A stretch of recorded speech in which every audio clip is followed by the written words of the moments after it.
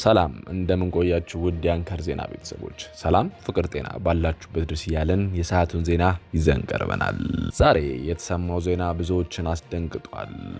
አራቱ የጦር አመራሮች በድብቅ ሱዳን መገናኘታቸው ተሰምቷል። የአሸባሪው ቡድን ሸኔ፣ የጽንፈኛው የአማራ ቡድን፣ የትግራይ ወያኔ ኃይልና የሻዕቢያው ተገንጣይ ኃይል የጦር አመራሮች በድብቅ ሱዳን ተገናኝተው መምከራቸው የውጭ ዜና አቅራቢዎች ዘግበዋል። የጦር አመራሮቹ በአካል ተገናኝተው የመከሩበት አጀንዳ እስካሁን የኢትዮጵያ መንግስት በተጠናጠል እየተዋጋን ብንቆይም በቀጣይ አብሮ በትግል በሁሉም አቅጣጫ የማጥቃት ዘመቻ ከፍተን በአጭር ጊዜ ከስልጣን የመገርሰስ ዕድል ስላለን በአንድ ዓላማ እንዋጋው የሚል ሲሆን ተወያዮቹ በቀረበው ሀሳብ ተስማምተው በአንድ ዓላማ መዋሃዳቸው ታውቋል።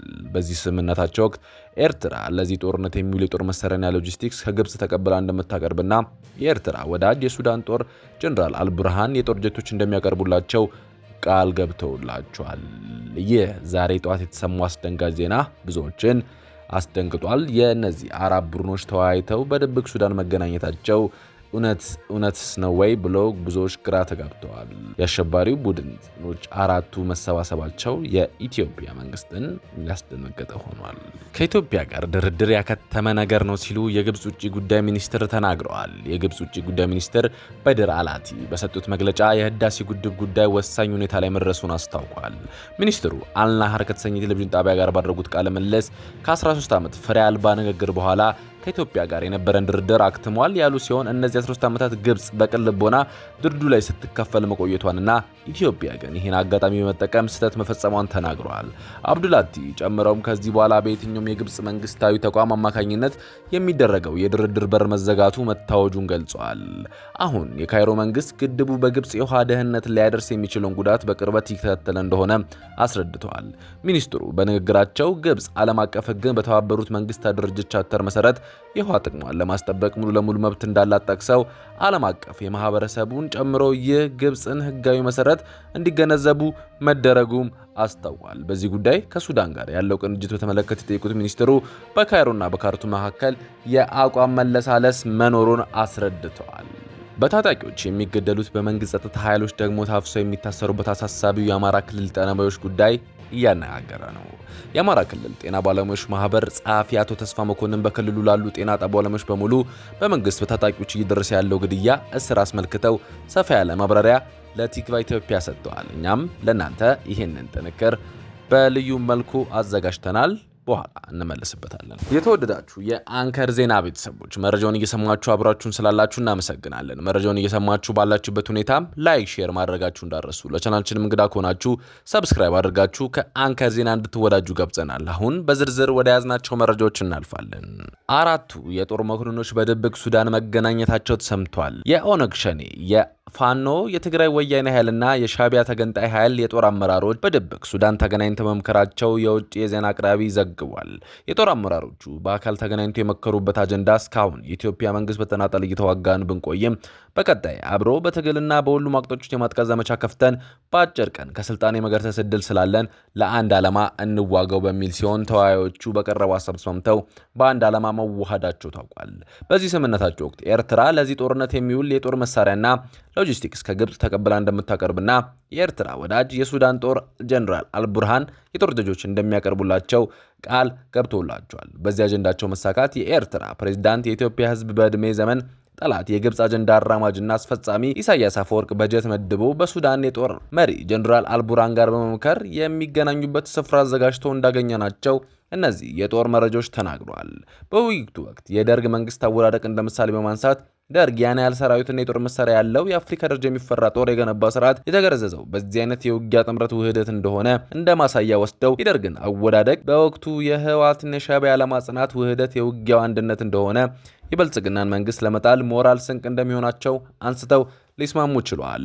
የጦር አመራሮቹ በቀጣይ ኢትዮጵያ ህዝብን መንግስት ላይ ያደርሱት ያቀዱትን አዲስ የጦር እቅድ በስምምነት ለመቋጨት ተልዕኮ ይዘው ሸኔን እና ፋኖን ኃይል ወደ መሸጉበት ጫካቸው እንዲመለሱ የህወሓት የጦር ቡድን ከሱዳን ወደ ኤርትራ መሻገራቸው ተነግሯል። ከዚህ ጋር በተገናኘ ኤርትራ የፖሊስ ኃይል ማስመረቋን አስታውቃለች። በትላንትናው ዕለት ፕሬዝዳንት ኢሳያስ አፈወርቂ በተገኙበት አዲ ሃሎ በተባለ በግሉ ቤተ መንግስት ውስጥ በቁጥር 761 ፖሊሶች የተሰጣቸውን የቃል ስልጠና እንደጨረሱና በቀጣይ የተግባርም ትምህርት እንደሚጀምሩ ቢቢሲ ትግረኛ አስነብቧል። ይህ ዜና ያነበበ ኤርትራዊ ያስቃል፣ ኢትዮጵያ ግን ይሄንን ያህል ኃይልን ለማስመረቅ የወረዳ ፖሊስ ብቻ ነው የሚሆነው፣ 761 ቁጥሯ ፌዘ ሲሉ ሲሳለቁ ሰምተዋል። ህወሓት አርሚ 15 አባላት ተቃውሞ ከአቅሙ በላይ ሲሆን በአጠቃላይ የህወሓት አመራሮች አደባባይ እንዲወጡና አርሚ አባላትን እንዲያስሩ ትዕዛዝ መተላለፉ ሰምቷል። በዚህ እያመጹ የሚገኙ ታጣቂዎች በጦር መሳሪያ እየታገዙ እንዲገደሉ ለጀነራል ለህወሓት አመራሮች ቀጭን ትዕዛዝን መተላለፉ ተነግሯል። እንዲሁም የተያዙ የአርሚ አባላት ወደ እስር ቤት እንዲገቡም ትዕዛዝ ሰጥቷል። ይህን ተከትሎ በርካታ የአርሚ አባላት እጆችን አንሰጥም በማለት እስከ መጨረሻ ህወሓትን ለመፋለም ቆርጠዋል። የሚያስቆመን ኃይል የለም በማለት ላይ ይገኛሉ። ይህ የአርሚ 15 ተቃውሞ በሌሎች የአርሚ አባላቱ እንደሚቀጥል ገልጽ ነው፣ ይቀላጠላለን ብለዋል። የህወሓት ታጣቂዎች በህወሓት እጅግ ተማረዋል። ህዝቡ ሆነ ታጣቂዎቹ ህወሓትን እንደማይፈልጉ እየገለጹ ነው። ህወሓት አብቅቶለታል ሲሉ ተደምጠዋል። ከኢትዮጵያ ጋር ድርድር ያከተመ ነገር ነው ሲሉ የግብጽ ውጭ ጉዳይ ሚኒስተር ተናግረዋል። የግብጽ ውጭ ጉዳይ ሚኒስተር በድር አልአዲ በሰጡት መግለጫ የህዳሴው ግድብ ጉዳይ ወሳኝ ሁኔታ ላይ መድረሱን አስታውቋል። ሚኒስትሩ አልናህር ከተሰኘ የቴሌቪዥን ጣቢያ ጋር ባደረጉት ቃለ ምልልስ ከ13 ዓመት ፍሬ አልባ ንግግር በኋላ ከኢትዮጵያ ጋር የነበረን ድርድር አክትሟል ያሉ ሲሆን በእነዚህ 13 ዓመታት ግብጽ በቅን ልቦና ድርድሩ ላይ ስትካፈል መቆየቷንና ኢትዮጵያ ግን ይህን አጋጣሚ በመጠቀም ስህተት መፈጸሟን ተናግረዋል። አብድላቲ ጨምረውም ከዚህ በኋላ በየትኛውም የግብጽ መንግስታዊ ተቋማት የሚደረግ ድርድር በር መዘጋቱን አስታውቋል። አሁን የካይሮ መንግስት ግድቡ በግብጽ የውሃ ደህንነት ላይ ሊያደርስ የሚችለውን ጉዳት በቅርበት እየተከታተለ እንደሚገኝም አስረድተዋል። ሚኒስትሩ ንግግራቸውን ሲቀጥሉም ግብጽ በዓለም አቀፍ ሕግና በተባበሩት መንግስታት ድርጅት ቻርተር መሰረት የውሃ ጥቅሟን ለማስጠበቅ ሙሉ መብት እንዳላት ጠቅሰው ዓለም አቀፍ ማህበረሰብ አሜሪካን ጨምሮ ይህ የግብጽ ህጋዊ መሰረት እንዲገነዘቡ መደረጉንም አስታውቋል። በዚህ ጉዳይ ከሱዳን ጋር ያለው ቅንጅት በተመለከተ የጠየቁት ሚኒስትሩ በካይሮና በካርቱም መካከል የአቋም መመሳሰል እንዳለ አስረድተዋል። ጨምሮም የግብጽ አቋም በዋነኝነት የሚጠቅመው ለሱዳን ሲሆን የግብጽ ፍላጎት ተከታይ ነው ብለዋል።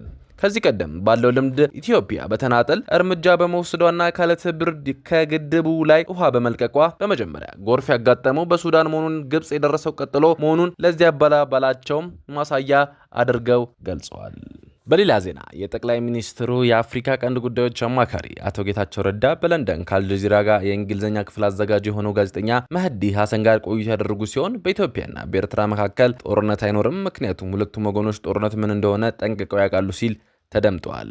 ይህ ተቆርጦ የወጣው መረጃ ብዙዎችን እያነጋገረ ይገኛል። ሆኖም ሙሉ ቃለ መጠይቁ እስካሁን አልወጣም። በቀጣዮቹ ሳምንት አየር ላይ ይተላለፋል ተብሏል። ዘለግ ያለ ቆይታ ባለው የቃለ መጠይቅ አቶ ጌታቸው ረዳ በብዙ ጉዳዮች ዙሪያ አስተያየት መስጠቱ ሰምቷል። ብዙዎችም በጉጉት እየጠበቁት ይገኛሉ።